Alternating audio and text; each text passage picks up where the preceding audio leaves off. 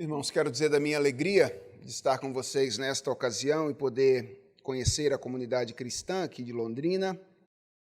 Agradecer ao Marco pela insistência. Há algum tempo já que nós temos conversado sobre a possibilidade de estar aqui com vocês. Embora eu já tenha tido dificuldades em outras ocasiões, ele não abandonou o desejo de que nós estivéssemos juntos e manteve o convite, e graças a Deus, Deus nos possibilitou a oportunidade de estarmos juntos nessa ocasião para refletirmos sobre esta questão, que é alguns desafios atuais, ambos relacionados à nossa sexualidade. Esse é o nosso assunto, é a nossa temática nestes 2 dias.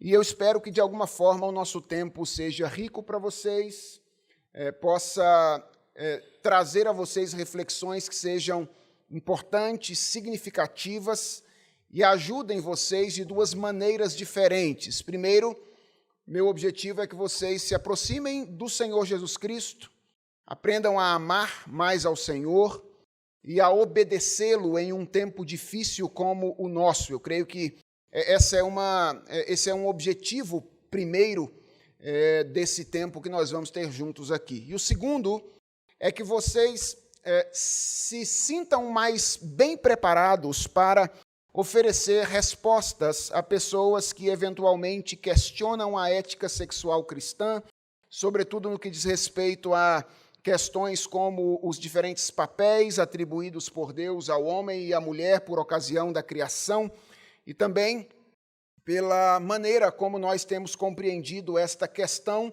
da confusão em torno do gênero no mundo contemporâneo. Então, é basicamente isso que nós pretendemos fazer, mas hoje, de maneira mais específica, nós teremos uma conversa mais introdutória que me parece ser importante para a gente compreender a natureza da nossa conversa, por que ela é importante, e qual é, sobretudo, o lugar que uma mente cristã possui na maneira como nós servimos ao Senhor. Esse é o nosso objetivo hoje.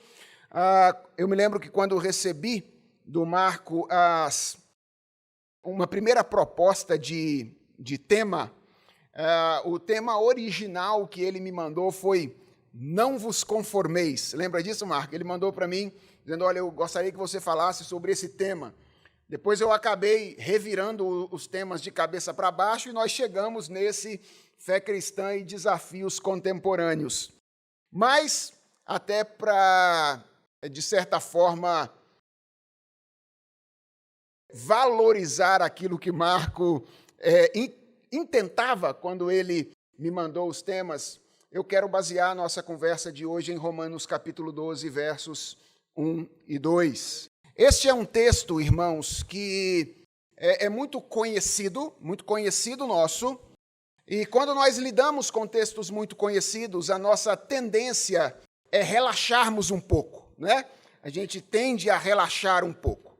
Eu quero dizer a vocês ou encorajar vocês a não fazerem isso de início, por uma razão muito simples. Embora este texto seja muito conhecido, ele é muito mais citado do que analisado.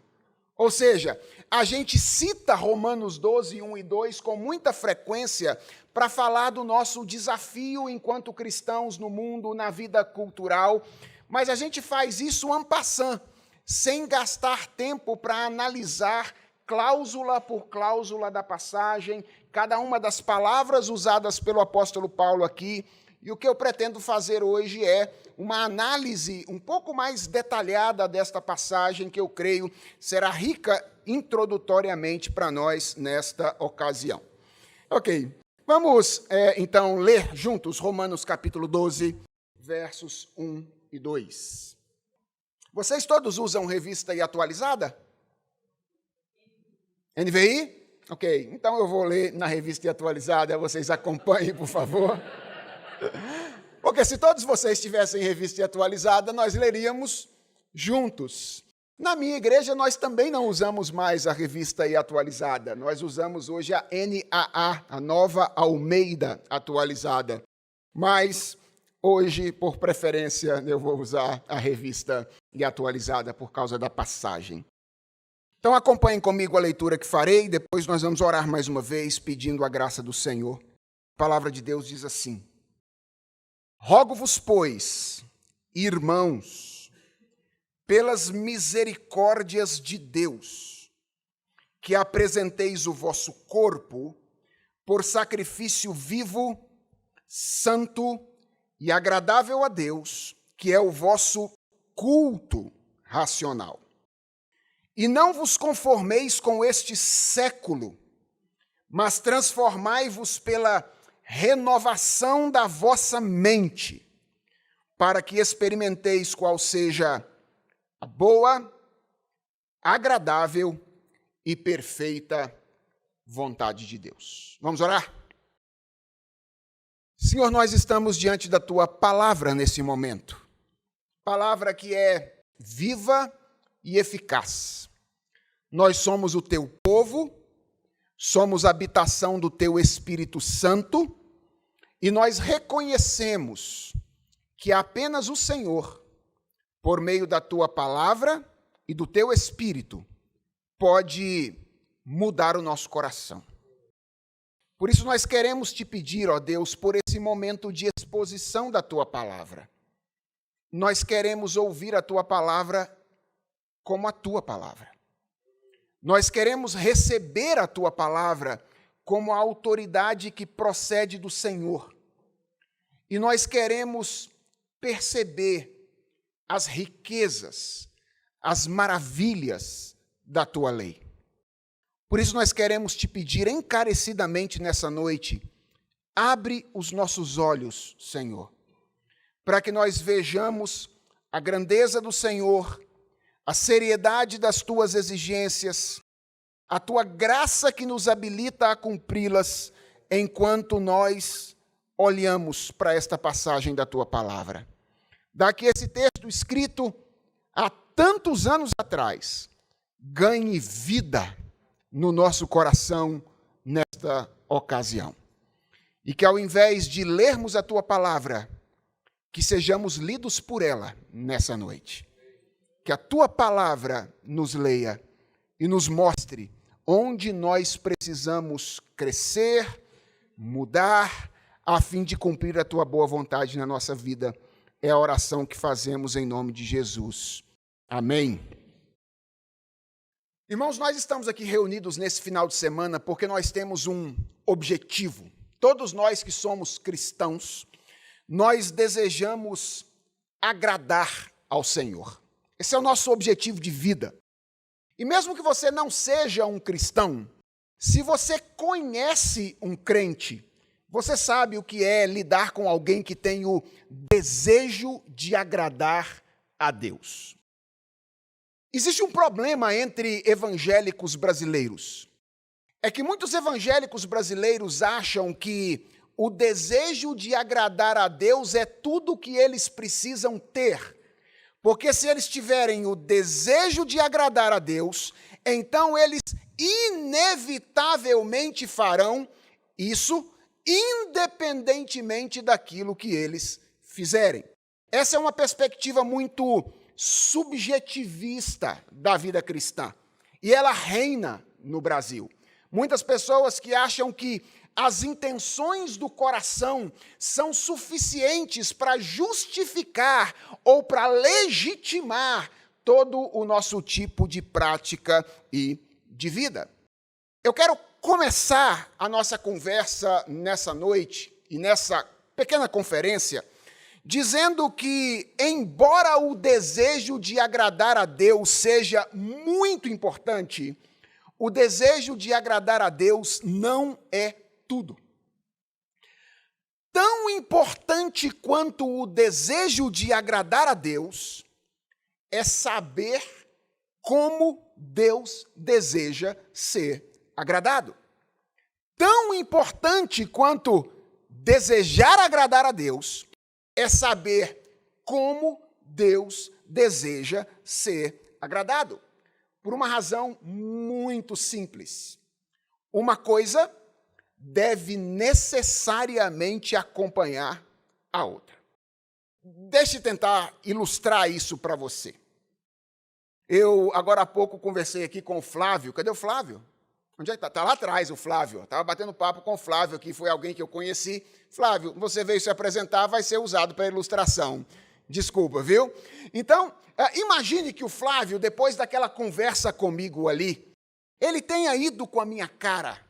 E então, desejando me agradar, ele resolva me convidar para ir jantar na casa dele hoje. É assim que o preletor ganha um jantar. Vocês não entenderam? Ok. Imagina que ele me convide para ir jantar na casa dele. E aí, enquanto ele está voltando para casa e eu estou lá no carro atrás com o Marco, que foi convidado por tabela para ir junto, aí então, de repente, a esposa dele olha para ele e diz assim: olha, eu acho que eu vou fazer frango com quiabo. É imbatível. Absolutamente ninguém faz frango com quiabo como eu faço. E tem lá em casa um franguinho, tem um quiabinho lá, eu tenho certeza que vai dar tempo e o pastor vai gostar. Aí então alguém que está no carro lá, talvez um filho, uma filha do Flávio, olha para a mãe assim com a cara meio torta e diz: frango com quiabo? Vocês não viram lá que o pastor é mineiro? Ele falou para o pai lá que ele é de Governador Valadares. Esse pastor já cansou de comer frango com quiabo. Faz aquele risoto de família. Ele nunca comeu aquele risoto. Eu tenho certeza que ele vai sair daqui e nunca vai se esquecer da gente. Então, o outro filho do Flávio que está lá no carro interrompe antes da menina terminar de dizer, com cara de poucos amigos, diz: ah, não, risoto, eu faria uma moqueca de camarão. Todo paulistano, todo mundo que mora em São Paulo que eu conheço, é doido para comer frutos do mar. Quando ele sai de São Paulo, é a única coisa que ele vê pela frente. Deixa eu dizer uma coisa a vocês. O Flávio, ele poderia estar morrendo de vontade de me agradar. Mas se ele ouvisse a qualquer um dos familiares dele nessa noite, ele teria muita dificuldade de fazer isso. Primeiro, porque eu não gosto de frango ensopado. Certo? Não gosto de frango ensopado. Se eu sou mineiro, mas eu não gosto de frango ensopado. Segundo, porque eu tenho alergia a frutos do mar. Eu não posso comer frutos do mar. E em terceiro lugar, porque definitivamente arroz não é uma coisa que foi para mim criada para ser comido molhado. Ok? Então, ele poderia ter todo o desejo de me agradar, mas ele teria muita dificuldade se ele desse atenção aos seus familiares nessa noite. Veja, eu sei que eu sou chato, tá? Isso tá muito claro para mim. Eu sei que comer, para mim, não é um negócio muito simples. Mas isso à parte, o que eu quero que vocês peguem é o princípio. É que se nós queremos agradar alguém, o critério principal não é o que nós sabemos fazer de melhor. O critério principal não é aquilo que vai ser novidade para ele. E o critério principal não é o que diz a nossa experiência a respeito daquilo que nós já experimentamos na vida. O critério principal é o que ele gosta. O critério principal é o que ele quer.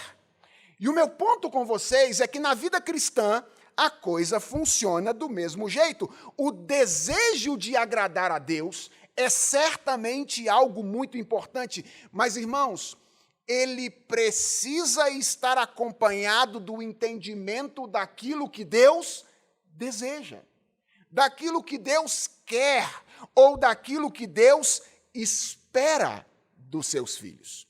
E o meu objetivo hoje é exatamente ajudar vocês a responder a essa pergunta quanto à nossa vida diante dele. O que é que Deus quer?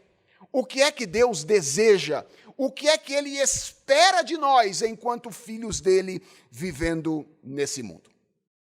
Romanos capítulo 12, versos 1 e 2, é um texto excelente para nós começarmos a pensar a respeito disso, porque ele é uma espécie de síntese, ele é uma espécie de resumo daquilo que Deus espera de nós. Você sabe que quem escreveu a carta aos Romanos foi o apóstolo Paulo, e se você já leu alguma das cartas do apóstolo Paulo, você também já sabe que Paulo tinha um jeitão todo especial de escrever. Ele geralmente escrevia as suas cartas dividindo-as em duas grandes partes. Uma parte um pouco mais teórica, um pouco mais teológica, na qual ele apresentava o seu ensino. E uma segunda parte depois mais relacional, mais aplicativa, na qual ele aplicava o ensino que havia sido ensinado na primeira parte da carta. As cartas de Paulo são majoritariamente assim. A carta aos Efésios é assim, a carta aos Colossenses é assim, e essa carta aos Romanos também é assim. Ela tem uma primeira parte cuja ênfase é doutrinária, ou seja, Paulo quer ensinar algumas verdades aos seus leitores, e ela tem a segunda parte, que é uma parte de ênfase mais prática, na qual ele deseja aplicar o seu ensino. E Romanos 12 é exatamente a dobradiça entre essas duas partes da carta de Paulo aos Romanos. Ou seja, nos 11 primeiros capítulos, Paulo está ensinando o evangelho aos crentes de Roma. Essa carta é tão evangélica que Lutero a chamou de o evangelho do apóstolo Paulo. Tal é a ênfase que o apóstolo Paulo dá no evangelho nos 11 primeiros capítulos da carta. E eu diria que nós podemos resumir o ensino do apóstolo Paulo nesses 11 capítulos, destacando basicamente 3 lições. Paulo começa Romanos falando a respeito da atual condição do homem. E ele diz que todos estão na mesma condição. Sejam eles conhecedores da Bíblia ou não, sejam eles membros do povo de Israel ou não, tendo eles revelação especial ou não, todos estão debaixo da condenação e da corrupção do pecado. É o que Paulo faz nos 3 primeiros capítulos da carta. É lá no capítulo 3, verso de número 23, que nós encontramos aquele famosíssimo versículo que diz que todos pecaram e destituídos estão da glória de Deus. Então, Paulo começa ensinando o atual, ou a respeito do atual estado das pessoas. Então, Paulo prossegue a partir do capítulo 4, ensinando como o problema da condenação do pecado é resolvido. A questão é, como é possível que pessoas que estão debaixo da condenação do pecado saiam dessa condição? E Paulo argumenta nesses capítulos 4, 5, 6, 7 e 8 que isso é possível através de algo que Deus faz e não através de algo que nós fazemos. Isso é possível através de algo que Deus faz na pessoa do seu Filho, Jesus Cristo. E ele apresenta nesses capítulos, então, Jesus como a justiça de Deus. Jesus como aquele que oferece o sacrifício por meio do qual nós que somos ou estamos na condição de pecado, podemos ser declarados justos. É no capítulo 8, verso 1, que está aquele famosíssimo versículo que diz: agora, pois, já nenhuma condenação há para aqueles que estão em Cristo Jesus. Paulo começa falando do atual estado das pessoas. Paulo se desloca para falar de como o problema da condenação do pecado é resolvido pelo Senhor. E Paulo, então, caminha para os capítulos finais dessa primeira parte da carta para mostrar como o problema da corrupção do pecado é resolvido pela obra do Espírito Santo. Qual é o ponto aqui, irmãos? É que o pecado, ele não apenas estragou a nossa relação com Deus, o pecado também nos estragou. E quando Deus nos redime, Ele nos salva, Ele resolve o problema da nossa relação com Ele por meio da obra do Filho, e Ele resolve o problema da corrupção causada pelo pecado em nós, através da obra do Espírito Santo. A nossa vontade, que foi tomada e direcionada para uma direção oposta à vontade de Deus, agora é redirecionada à amizade com Ele por meio da obra do Espírito Santo. Ele faz morada em nós pelo seu Espírito e Ele redireciona, conforma a nossa vontade a dele, para que vivamos de maneira adequada a esta vontade. É nesses capítulos, ainda no capítulo 8, que nós lemos que os que estão na carne não podem agradar a Deus. Mas veja o que Paulo diz a respeito dos leitores da carta. Vós, porém, não estáis na carne, mas no Espírito. Essa já não é mais a condição de vocês. Agora vocês vivem no Espírito Santo de Deus, se de fato, diz ele, o Espírito habita em vós. Então, Paulo usa 11 capítulos nessa carta com a finalidade de apresentar o Evangelho. E ele termina, no final do capítulo 11, com um cântico de adoração a Deus. E não é muito difícil perceber que Paulo está terminando uma parte da carta aí por causa da última palavra do capítulo 11. Qual é a última palavra do capítulo 11? Amém. Está muito claro que Paulo está terminando alguma coisa aí, porque nós sabemos que a palavra amém é a palavra que nós utilizamos para encerrar um discurso. E os 2 versos, então, que nós lemos, irmãos, eles são o início da próxima sessão, que é a sessão de ênfase prática do apóstolo Paulo. O ponto é, o que Paulo vai fazer nos capítulos 12, 13, 14, 15 e 16 da carta aos Romanos? Ele vai aplicar esse ensino que ele acabou de ensinar nos 11 primeiros capítulos à vida dos seus leitores, mostrando como é que eles deveriam viver à luz do que eles haviam acabado de aprender. E o meu ponto é que, na retórica de Paulo, nesses capítulos, ele usa um caminho dedutivo. Ou seja, ele apresenta um princípio geral, nos versos 1 e 2 de Romanos 12, e então ele vai detalhando esse princípio geral nos versos seguintes até o final do capítulo 16. De modo que nós temos aqui, nos versos 1 e 2, a cápsula completa, mas ainda sintetizada. Paulo vai destrinchar a vontade de Deus nos capítulos seguintes. Mas nesses 2 versos, ele junta aqui, faz um resumo, uma síntese de qual é o desejo de Deus para aqueles que são os seus filhos. Eu gostaria que você depois tirasse algum tempo para ler toda essa sessão.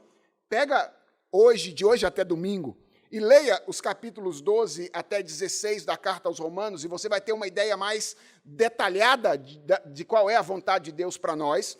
Mas hoje nós vamos tentar encontrar algumas lições importantes que nós podemos extrair desses 2 versos sintéticos da palavra do Senhor. E ao contrário do que costuma fazer um pastor presbiteriano, ao invés de 3 lições, eu vou extrair 4. Então, não é verdade que pastor presbiteriano só sabe olhar para as coisas trinitariamente, ok? ou triadicamente. Às vezes, ele olha para as coisas com categorias um pouco mais amplas também. Então, 4 lições que eu gostaria que você guardasse na mente e no coração a respeito da vontade de Deus para nós. A primeira coisa que eu gostaria que você guardasse aí na mente e no coração é que o Evangelho exige de nós uma transformação. O Evangelho exige de nós uma transformação. Volte os seus olhos para a passagem de novo, e você vai precisar apenas de uma palavra para perceber que nós temos aí um pedido, certo? Qual é a primeira palavra do texto? Rogo-vos. Paulo está dizendo, eu quero fazer um pedido a vocês. E há 2 detalhes a respeito desse pedido para os quais eu gostaria de chamar a sua atenção nessa noite. O primeiro detalhe é que ele é um pedido apostólico inspirado, ok? Eu vou repetir. Ele é um pedido apostólico inspirado. O que significa isso? É um pedido, mas não é um pedido, ok? Não é só um pedido. É uma ordem, é um apóstolo de Jesus Cristo, inspirado pelo Espírito de Deus, fazendo uma requisição a nós. Então, a gente não tem aqui um pedido de exigência facultativa. É uma coisa que eu posso obedecer ou posso não obedecer, posso fazer ou posso não fazer. Não, nós temos um pedido de obediência obrigatória, compulsória. Essa é a palavra de Deus. Esse é o pedido de Deus. E a segunda coisa para a qual eu quero que você esteja atento, é que ele é um pedido fundamentado. Veja que logo depois do verbo, Paulo coloca um aposto importante. Ele diz, rogo-vos pelas misericórdias de Deus. Ou seja, Paulo quer deixar claro para os seus leitores que a exigência que ele tem para fazer não é uma exigência caprichosa. Sabe, uma exigência de alguém que acordou de manhã e falou assim, estou com vontade de pedir alguma coisa para aquela igreja, eu acho que eu vou escrever esse pedido para eles. Não. Paulo diz, rogo-vos, e eu tenho uma razão muito clara para fazer esse pedido. Eu tenho um fundamento muito claro para fazer esse pedido a vocês. E qual é o fundamento? O fundamento é as misericórdias de Deus. A pergunta é, que misericórdias? Olha para o contexto, para os 11 primeiros capítulos da carta aos Romanos. Vocês estavam naquela condição, perdidos. Mas o Filho de Deus morreu por vocês e agora vocês são considerados justos. O Espírito Santo de Deus habita em vocês e agora a corrupção do pecado está sendo eliminada de vocês na medida em que vocês são santificados pelo Espírito Santo. Essas são as misericórdias de Deus. A morte de Jesus Cristo na cruz do Calvário, a dádiva do Espírito Santo em nosso coração. Paulo está dizendo, eu quero fazer um pedido a vocês, baseado no fato de que as misericórdias de Deus já se manifestou em favor de vocês. O que nós temos aqui, irmãos, é uma exigência fundamentada na consciência do impacto do Evangelho. Ou seja, Paulo entendia, e nós também precisamos entender que o Evangelho implica uma transformação. Quando alguém é alcançado pelo Evangelho, quando as misericórdias de Deus se manifestam em favor de alguém, e ele recebe a justiça de Cristo, ele se torna habitação do Espírito Santo, algo precisa acontecer com ele. Irmão, isso aqui é muito sério. Se alguém diz que foi alcançado pelo Evangelho, mas ele permanece sendo o que sempre foi, algo está errado. Ou com ele, ou com o evangelho que ele recebeu. Porque o evangelho exige uma transformação. Essa é a primeira coisa que eu creio o apóstolo Paulo nos ensina de maneira muito clara nesta passagem. Mas há uma segunda coisa que eu gostaria que você guardasse na mente e no coração. É que a transformação exigida pelo evangelho deve atingir a nossa vida prática. Essa é a segunda verdade. A transformação que o evangelho exige precisa atingir a nossa vida prática. Qual é a exigência que o apóstolo Paulo faz nesta passagem? A exigência é que apresenteis o vosso corpo como um sacrifício vivo, santo e agradável a Deus, que é o vosso culto racional. Irmãos, obviamente nós temos aqui uma figura, né? Obviamente que a gente tem uma figura aqui. Deus nunca se agradou de sacrifícios humanos. Deus jamais exigiu esse tipo de sacrifício dos seus filhos. E se ele não fez isso antes do sacrifício de Jesus Cristo, ele jamais faria isso depois do sacrifício do seu filho Jesus Cristo. Então, é claro que essa é uma ilustração, essa é uma imagem. Paulo está usando uma figura aqui. E a figura é belíssima. Qual é o pano de fundo dessa figura? Obviamente é o Antigo Testamento. É o cenário litúrgico do período do Antigo Testamento que incluía a realização de sacrifícios de animais. Como é que os adoradores no Antigo Testamento adoravam a Deus? Eles adoravam por meio de sacrifícios que apontavam ou prefiguravam o sacrifício de Jesus Cristo.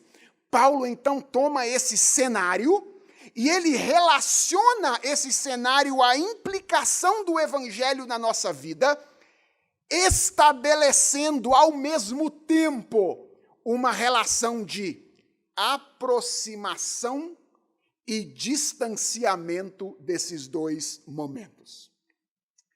É como se Paulo estivesse dizendo mais ou menos o seguinte: durante muito tempo, as pessoas serviram a Deus através de sacrifícios.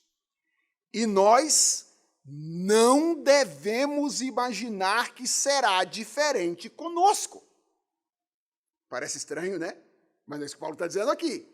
Agora, mesmo depois da vinda de Jesus Cristo, nós devemos continuar fazendo isso. Continuar sacrificando. Essa é a aproximação, certo? Agora veja o distanciamento. Só que o sacrifício que a gente apresenta agora é um sacrifício diferente. Não é igual o sacrifício do Antigo Testamento, é um sacrifício distinto. Por quê? Em primeiro lugar, não é algo que nós trazemos, certo? Quando o adorador do Antigo Testamento vinha para o templo para adorar a Deus, ele tinha que trazer alguma coisa que seria sacrificada no lugar dele. Agora Paulo diz, não é alguma coisa que você traz, é você mesmo. Ou seja, você é o sacrifício. Não é algo que você vai entregar, é você que será entregue como sacrifício a Deus. No Antigo Testamento, quando as pessoas apresentavam o sacrifício era imolado, ou seja, o animal era morto. Paulo diz, o sacrifício que vocês apresentam agora não é um sacrifício morto. O sacrifício que vocês apresentam é um sacrifício vivo, não é estático. É um sacrifício dinâmico. E o sacrifício que vocês vão apresentar agora é um sacrifício santo, no sentido de que ele é singular em relação a todos os sacrifícios que anteriormente eram apresentados. E este sim, diz o apóstolo Paulo, é um sacrifício agradável a Deus, no sentido de que é o sacrifício do qual verdadeiramente Deus se agrada. Irmãos, eu sei que no contexto da cultura evangélica brasileira, pode parecer muito estranho falar do serviço que nós prestamos a Deus em termos de sacrifício. E eu quero dizer para vocês que quando eu estava lendo essa passagem, foi estranho para mim também. Sabe por quê? Porque hoje em dia, quando a gente fala em termos de sacrifício, o que vem à nossa mente é um esforço humano que geralmente envolve algum tipo de privação ou algum tipo de sofrimento voluntário que tem o propósito de conquistar o favor de Deus. Não é isso? Quando a gente fala, eu tenho que oferecer um sacrifício, aí a gente pensa sempre em alguma coisa que eu vou fazer, que vai me custar alguma coisa, e por meio do qual eu desejo atrair a vontade ou o favor de Deus na minha direção. A questão é que, em primeiro lugar, esse uso da palavra contemporâneo, ele não é etimologicamente necessário, ok? Sacrifício é uma palavra de origem latina que significa simplesmente tornar sagrado.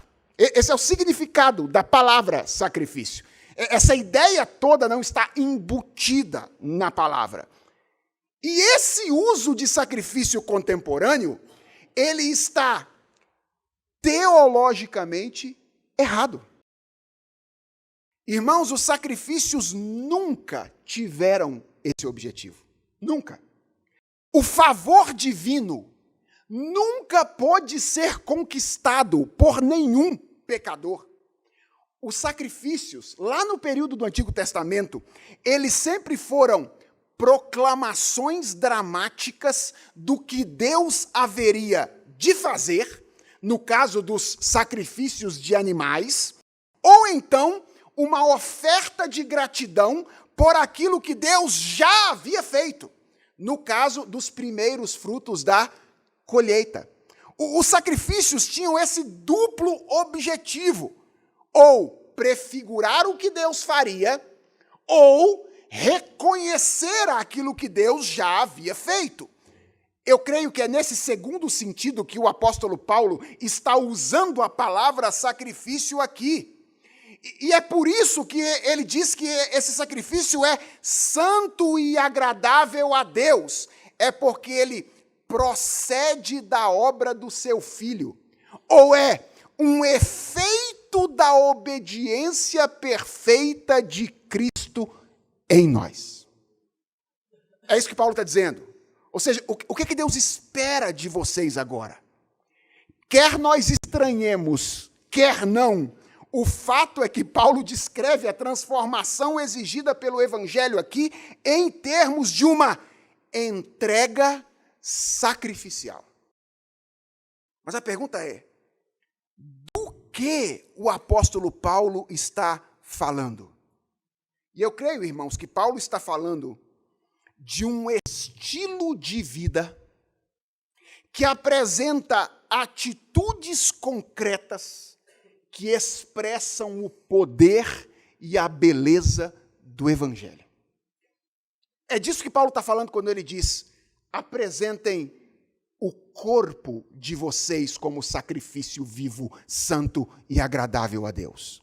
E atenção, não me parece casual o uso da palavra corpo aqui. Será que Paulo tinha uma antropologia materialista? Será que Paulo não sabia que tudo do ser humano começa no coração?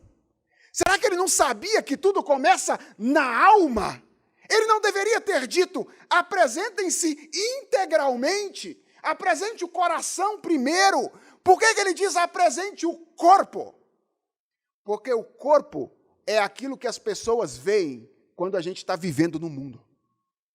Ou seja, o corpo é a expressão da nossa alma na temporalidade.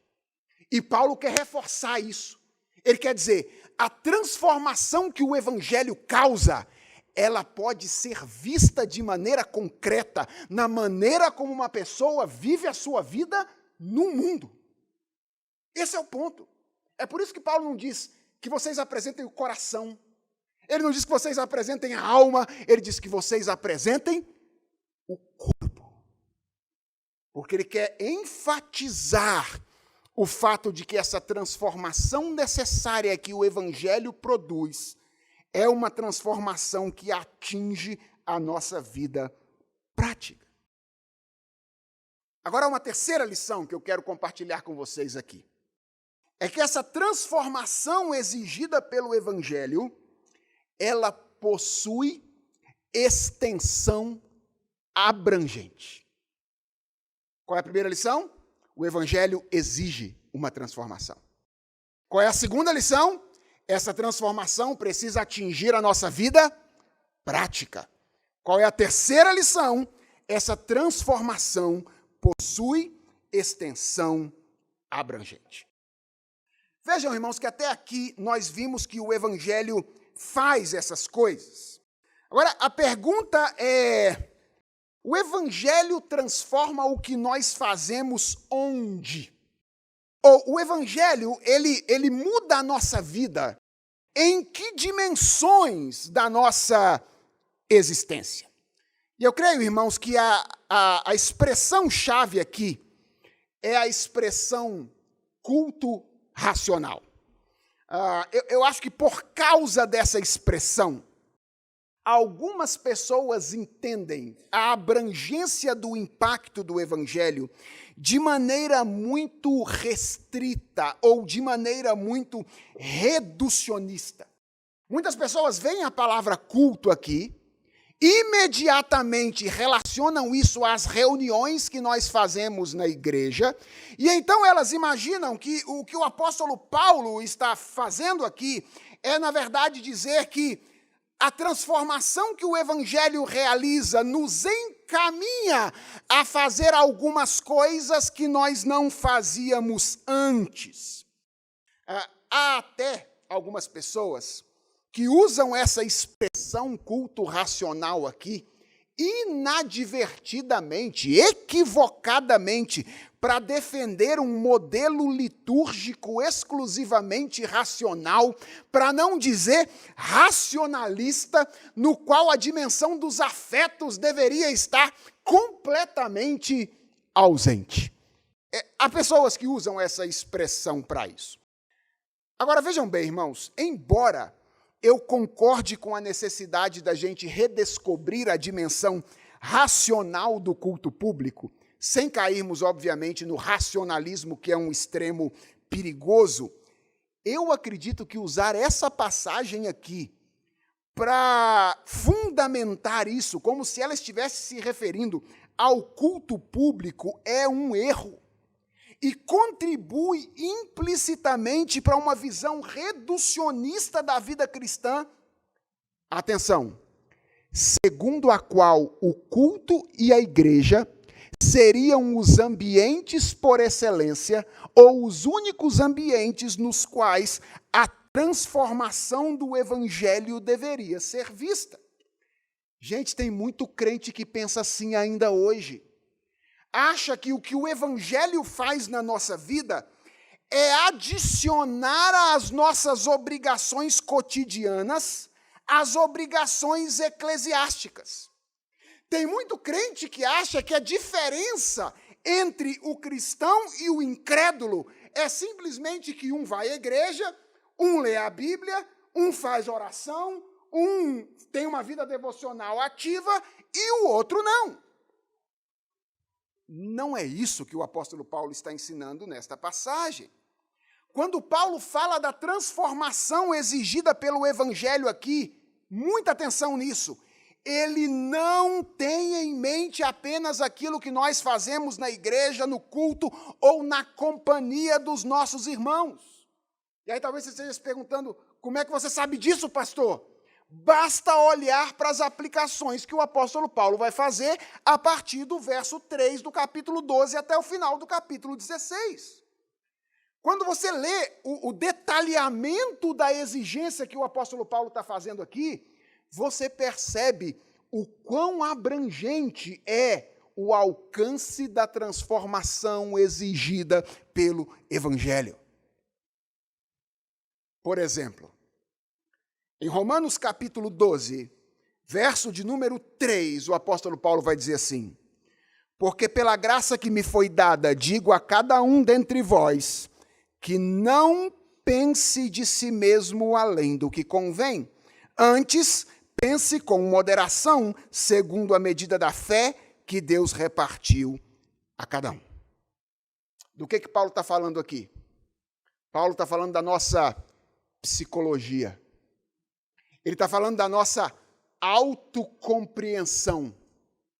E o que ele está dizendo é que o Evangelho causa uma mudança na maneira como você se autocompreende. Lembra do que Paulo tinha dito em Romanos 1, quando ele fala dos efeitos da queda? Ele diz que o pecado causa confusão a respeito do nosso entendimento sobre nós mesmos. O pecado nos faz olhar para nós como se nós fôssemos deuses e Deus fosse o nosso servo. E a gente se vê no direito, inclusive, de redefinir a nossa sexualidade. Paulo diz em Romanos capítulo 1 que o homem se coloca no lugar de Deus, e ele que foi criado homem, agora começa a cometer ou ter relações com outros homens. Ele que foi criado mulher, começa agora a ter relação com outras mulheres. O que Paulo está dizendo é que isso é efeito de uma visão exagerada de si mesmo. Ou seja, você colocou Deus para baixo e sentou na cadeira dele. Você está com uma visão exagerada a respeito de quem você é. Você está se vendo como o legislador da realidade. E aí Paulo diz, quando o Evangelho alcança você, você é colocado no seu lugar. E a sua psicologia se encontra. E então você diz agora, eu não vou pensar de mim mesmo além do que convém. Eu sou criatura, eu não quero ser criador. E como criatura que sou, eu me alegro no lugar que o Criador destinou para mim. É o Evangelho que faz isso. O Evangelho transforma a nossa autocompreensão. Muda aquilo que às vezes a gente acha que é incapaz, impossível de ser mudado. A maneira como o indivíduo se vê. A maneira como ele se compreende. Veja, nos versos 4 a 6, Paulo continua, porque assim como num só corpo temos muitos membros, mas nem todos os membros têm a mesma função, assim também nós, conquanto muitos, somos um só corpo em Cristo e membros uns dos outros, tendo, porém, diferentes dons, segundo a graça que nos foi dada. Se profecia, seja segundo a proporção da fé. Se ministério, dediquemo-nos ao ministério. Ou que ensina, esmere-se no fazê-lo. Ou que exorta, faça-o com dedicação. O que contribui com liberalidade. O que preside com diligência. Quem exerce misericórdia com alegria. Do que Paulo está falando aqui, irmãos? Paulo está falando da relação que nós estabelecemos com os nossos irmãos. E como nós abandonamos o lugar de sermos servidos por eles para nos tornarmos instrumentos de serviço deles. O Evangelho transforma as nossas relações sociais, transforma a nossa psicologia, transforma as nossas relações com os nossos amigos. Olha o que diz o verso 14. Abençoai os que vos perseguem, abençoai, não amaldiçoeis. O Evangelho não transforma só a nossa relação com os nossos amigos, diz Paulo. O Evangelho transforma as nossas relações com os nossos inimigos, com as pessoas que agem de maneira hostil contra nós. E Paulo vai continuar, e ele vai chegar no capítulo 13, no qual ele vai dizer assim, todo homem esteja sujeito às autoridades superiores. Agora ele começou a falar de política. Meu Deus, ele começou a falar de política. Por quê? Porque o Evangelho transforma tudo. Transforma a psicologia, transforma vida social, transforma a relação com os inimigos, transforma a maneira como nós nos relacionamos com aqueles que governam sobre nós. Ou seja, quando o Evangelho entra na vida de alguém e transforma a vida de alguém. As transformações que ele realiza não se restringem a dimensões particulares da existência, deixando outras intocadas sob a autonomia do sujeito humano. Não. O Evangelho requer tudo ou nada. Tudo ou nada. Ele entra para mudar radicalmente a maneira como nós nos relacionamos em todas as dimensões da nossa existência. Isso mostra, irmãos, que no entendimento bíblico, eu quero que você entenda isso. Isso é essencial para o que a gente vai fazer amanhã. De acordo com o entendimento bíblico, ser um cristão envolve muito mais do que ser um membro de igreja, envolve muito mais do que participar de um conjunto de reuniões, envolve muito mais do que fazer algumas coisas na companhia de outras pessoas que creem como você.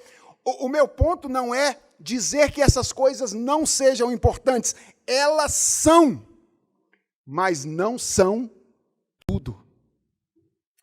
Ser cristão tem a ver com as decisões que nós tomamos no nosso dia a dia. Ser cristão tem a ver com aquilo que nós fazemos, com a maneira como nós vivemos em cada dimensão da nossa existência. Tem a ver com ser um marido diferente. Ser cristão tem a ver com ser uma esposa diferente. Ser cristão tem a ver com ser um pai diferente, um filho diferente, um empregado diferente, um cidadão diferente, um patrão diferente, um eleitor diferente, um artista diferente, um esportista diferente e qualquer outra coisa que você possa pensar. Por quê?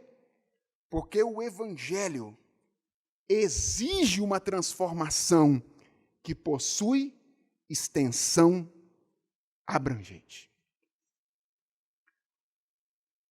Agora chegamos à última lição da noite. O Evangelho exige uma transformação que toca a nossa vida prática em todas as dimensões da nossa existência. Finalmente, Paulo deixa muito claro nessa passagem que a transformação exigida pelo Evangelho passa necessariamente por uma radical mudança na nossa maneira de pensar. Essa é a última lição que está clara aqui em Romanos 12, 1 e 2. A transformação exigida pelo Evangelho passa necessariamente por uma mudança radical na nossa maneira de pensar. Até aqui nós analisamos o verso 1, certo? E aprendemos até aqui que quando a gente é atingido pelo Evangelho, uma transformação prática que envolve a nossa vida toda precisa acontecer. Agora, no verso 2, Paulo vai nos ensinar uma condição para que isso aconteça. Ou seja, para que a gente veja isso acontecer, tem algo que a gente precisa fazer antes. E eu creio que o segredo para entender o verso 2, o lugar desse verso nessa passagem, é entender uma expressão muito mal compreendida no meio evangélico brasileiro. Qual é a expressão? É a expressão boa, perfeita e agradável vontade de Deus. Essa é uma expressão muito mal entendida. Por quê? Porque na maioria das vezes, quando a gente lê Romanos capítulo 12, verso 2, nós interpretamos essa expressão como se essa expressão se referisse a um mistério, ou seja, uma espécie de vontade particular de Deus relacionada à nossa vida individual que está oculta, certo? Oculta. E que Deus vai revelando para a gente na medida em que a gente vai sendo obediente. Ou seja, Deus tem uma vontadezinha escondida, guardada para nós individualmente lá. É a boa, perfeita e agradável vontade de Deus para nós. E aí, na medida em que a gente vai caminhando com Ele e obedecendo, eu vou conhecendo essa vontadezinha misteriosa que Deus tem para mim ao longo da minha vida. Veja bem, não é isso que Paulo está dizendo aqui. Isso não combina com o contexto da passagem. Lembrem-se, Paulo está escrevendo uma carta a uma igreja, ok? Isso aqui não é a carta de Paulo a Timóteo, não é a carta de Paulo a Tito, não é uma carta individual. Paulo está escrevendo uma carta a uma igreja, ela tem uma natureza comunitária. E o que é que Paulo está ensinando nessa carta? Você não pode perder isso de vistas. Ele está ensinando o que é o evangelho e qual é a resposta esperada de todos aqueles que foram alcançados pelo evangelho. Vontade de Deus aqui tem a ver com isso. Ou seja, se é isso que Paulo ensina no verso 1, que Deus tem um desejo. Qual é o desejo de Deus? Que a vida integral de todos aqueles que foram alcançados pelo Evangelho seja transformada. E aí ele usa a palavra vontade no verso 2 a respeito do que ele está falando? A respeito desse desejo de Deus de transformação integral de todas as pessoas. Qual é meu ponto aqui? Boa, perfeita e agradável vontade de Deus não é um mistério individual que Deus tem para você. A boa, perfeita e agradável vontade de Deus é o mesmo que experimentar uma vida inteira transformada pelo Evangelho. Esta é a boa, perfeita e agradável vontade de Deus. Irmãos, nada é mais significativo para um cristão do que isso. Nada. Mas, esse é o ponto do verso 2. Para que isso aconteça, existe uma condição. Uma única condição que se desdobra em dois movimentos, como dois lados de uma mesma moeda. Entendeu o ensino de Paulo? Paulo diz: Deus salvou você com uma finalidade. Qual finalidade? Que você tivesse a vida inteira impactada pelo Evangelho. Essa é a boa, perfeita e agradável vontade dele. É isso que ele deseja para você. Ver você entregue como um sacrifício vivo, santo e agradável a Deus, com todas as áreas da vida convertidas. Da psicologia à política. Todas as áreas da vida convertida. Essa é a boa, perfeita e agradável vontade de Deus. E o ponto é, o que é necessário para isso? Um movimento ou uma condição que se desdobra em dois movimentos. Qual é o primeiro movimento da condição? Não vos conformeis com esse século. O que é este século? É a maneira como o apóstolo Paulo se refere ao tempo presente. Mais especificamente, aos valores sobre os quais se fundamentam o comportamento das pessoas que não conhecem a Deus. Este século é o equivalente a mundo no pensamento de João. Lembra na primeira carta, quando João diz: não ameis o mundo. E deixa a gente confuso, né? Porque, afinal de contas, João mesmo diz no Evangelho que Deus amou o mundo. E a gente fica confuso. Obviamente, João não está falando da mesma coisa. Mundo lá no Evangelho, que Deus amou, é a humanidade. Deus amou a humanidade. O mundo que nós não devemos amar é o sistema de valores e crenças que rege a vida nessa realidade decaída. E como é que eu sei disso? Ora, é só continuar a ler o texto. Porque João diz, ora, tudo que há no mundo passa, bem como a sua concupiscência. E quais são as características que João dá desse mundo lá? A concupiscência da carne, a concupiscência dos olhos e a soberba da vida. É o desejo exagerado de sentir prazeres, o desejo exagerado de ter dinheiro, olhos, e o desejo exagerado de ocupar. É ser, ter e sentir. Essa é a regra dessa mentalidade mundana no meio da qual nós vivemos. E o apóstolo Paulo está dizendo, você quer experimentar a boa, perfeita e agradável vontade de Deus, essa transformação completa? A primeira coisa que você tem que fazer é não se permitir amoldar por este mundo ou por este século. A palavra amoldar aqui ou conformar aqui é muito interessante. Ela é a palavra grega de onde vem a nossa palavra esquema. Ou seja, Paulo está dizendo, não entre no esquema. É isso que Paulo está dizendo. Quer experimentar a boa, perfeita e agradável vontade de Deus? Tem um esquema ao seu lado. São vozes que dizem, este é o caminho da boa vida. Este é o caminho da realização.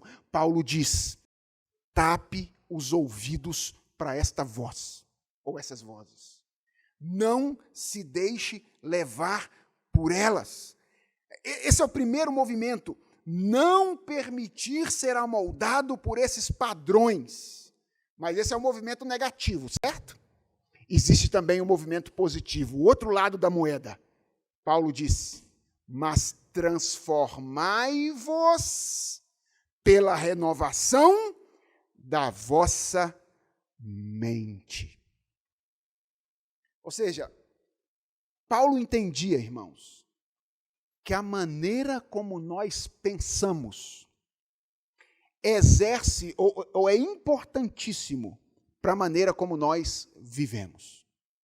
Paulo tinha esse entendimento.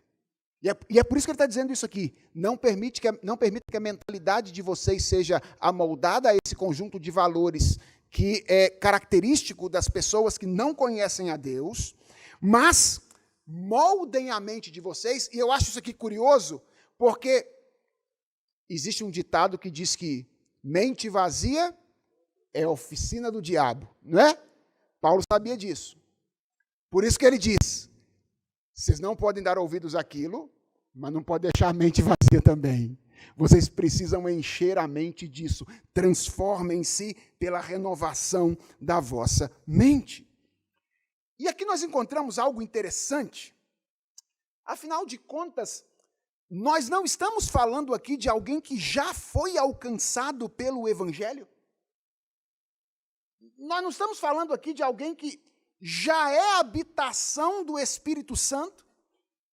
Então, como é que Paulo fala aqui da necessidade de uma transformação? Irmãos, obviamente, o que Paulo tem em mente aqui não é a conversão inicial, certo? O que ele tem em mente aqui é aquilo que nós chamamos na nossa tradição, não é? Teológica, na tradição reformada, de santificação. Ou seja, não é aquele momento em que pela primeira vez alguém ouve a voz do Evangelho e então ele é transformado, transportado do reino das trevas para o reino do Filho do amor de Deus. Isso é o que nós chamamos de conversão. Resultado da regeneração ou do novo nascimento. O que Paulo tem em mente aqui é uma transformação posterior, que também é realizada pelo Espírito Santo. E agora deixa eu te dar algumas informações que talvez você não saiba sobre o verbo transformai-vos, ok? Ele está na voz passiva. Sabiam disso? E o que acontece quando a gente tem um verbo na voz passiva? Significa que o sujeito está sofrendo a ação. Sabe o que isso significa? Que isso é algo que você não pode fazer por você mesmo. Esse tipo de transformação aqui é uma transformação que procede de Deus. É o Espírito Santo que transforma a nossa maneira de pensar. Agora, curiosamente, é um verbo que está na voz passiva, mas no modo imperativo. O que isso significa? Significa que não é para você ficar de braço cruzado. Ou seja, o Espírito Santo faz em você na medida em que você faz alguma coisa. Pastor, mas eu achei que o senhor era calvinista. Eu sou. E como bom calvinista que sou, digo que, uma vez vivo, você tem obrigação de contribuir com a santificação que Deus está realizando na sua vida. Sim, na regeneração você é completamente passivo. Estava morto nos seus delitos e pecados, e não fosse a obra do Espírito Santo de Deus, você nunca teria vindo à vida. Mas uma vez que você veio à vida, agora cabe a você contribuir com a obra de santificação que o Espírito Santo deseja realizar. Você é responsável pela maneira como você pensa. Embora quem mude a sua maneira de pensar seja exclusivamente o Espírito Santo. É isso que Paulo está dizendo aqui. E é por isso que em outro lugar ele vai dizer: tudo que é puro, tudo que é justo, tudo que é amável, tudo que é de boa fama, se algum louvor há, se alguma virtude existe, seja isso que ocupe o vosso pensamento. Ora, como é que o Espírito Santo vai mudar a sua mente se você alimenta a sua mente com porcaria? O que Paulo está dizendo é o Espírito Santo quem vai fazer.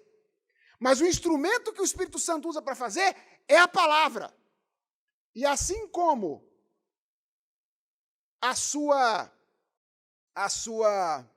fugiu a palavra, digestão só pode acontecer se você comer, assim também o Espírito Santo só pode mudar a sua mente se você botar a palavra de Deus para dentro dela. Então, percebe? Paulo usa um verbo que está na voz passiva, no modo imperativo, e agora o último detalhe do verbo transformai-vos, ele está no tempo presente. E o que significa estar no tempo presente?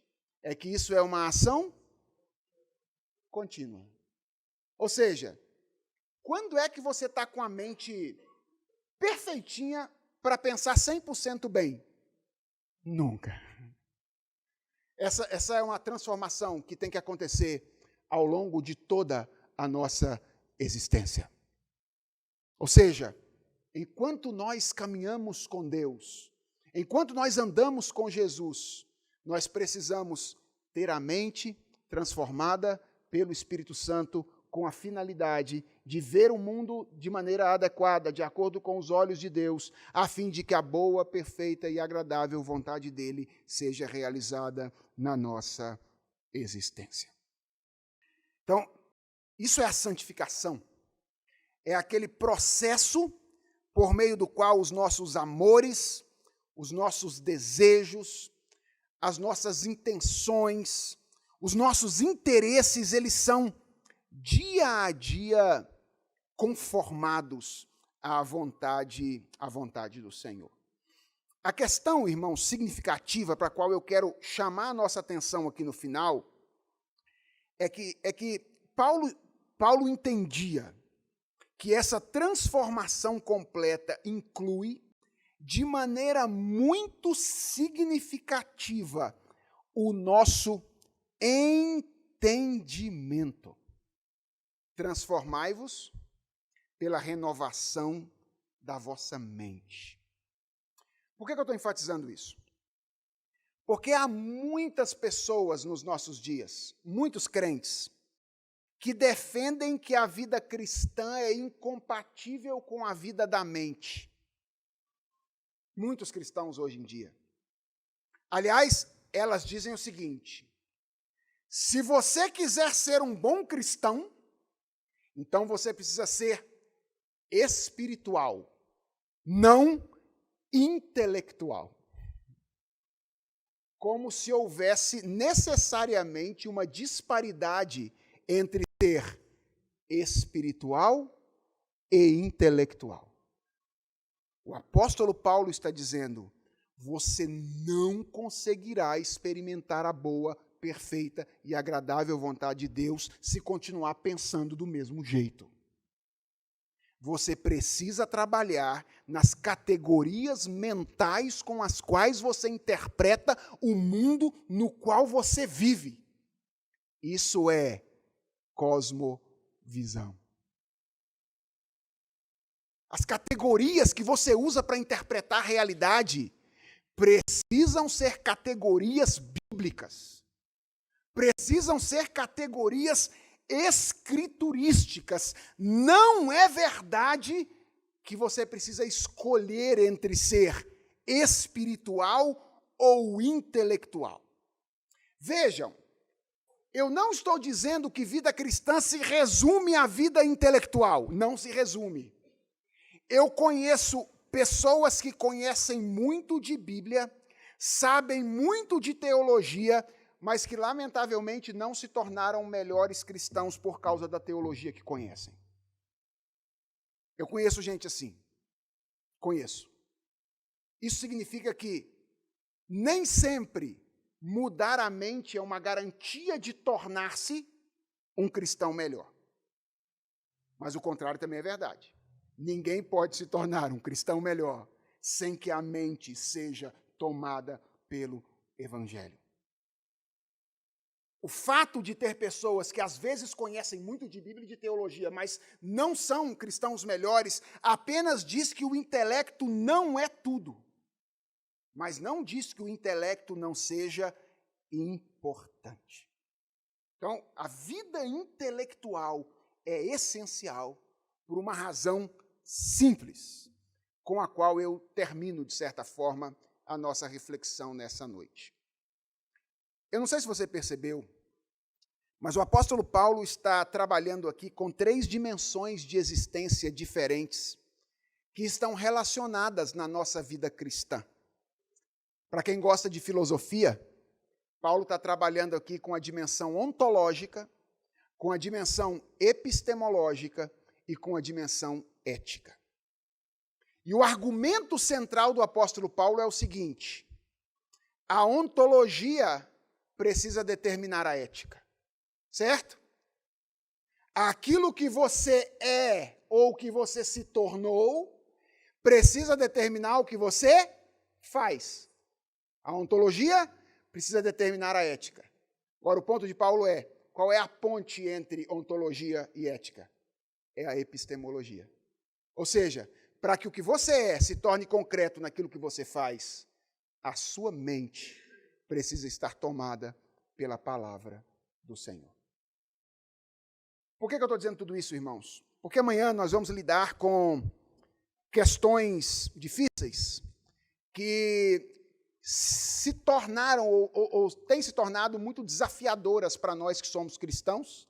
A noção de masculinidade e de feminilidade do mundo contemporâneo e também a ideologia de gênero posteriormente. E eu creio que o nosso grande desafio para enfrentar o nosso grande esforço para enfrentar esses desafios que estão diante de nós passa exatamente por renovar as categorias através das quais nós interpretamos essas coisas no mundo. Em outras palavras, é que por causa da nossa presença nem sempre crítica no mundo, dos cursos de universidade para onde a gente vai, a nossa exposição à mídia, ao cinema, aos seriados de TV, às vezes desarmados, pouco a pouco, a nossa mentalidade vai sendo formada pelas categorias mundanas do mundo no qual nós vivemos. E o nosso grande desafio, se nós queremos enfrentar essas coisas que são desafiadoras para nós, é exatamente promover uma transformação nessas categorias através das quais nós enxergamos a realidade. Eu espero que isso fique mais claro amanhã, quando nós conversarmos sobre esses assuntos, se Deus quiser. Hoje, o que você aprendeu? Que se você é crente, o que Deus espera de você é uma vida inteira impactada pelo Evangelho, em cada dimensão da existência. E para que você experimente isso na sua vida, tem uma condição, que não é a única, mas é uma importante. Tem uma condição, você precisa pensar como crente. Você precisa pensar como crente. A sua mente não pode ser a mente do mundo. A sua mente precisa ser a mente de Cristo. Que Deus nos abençoe.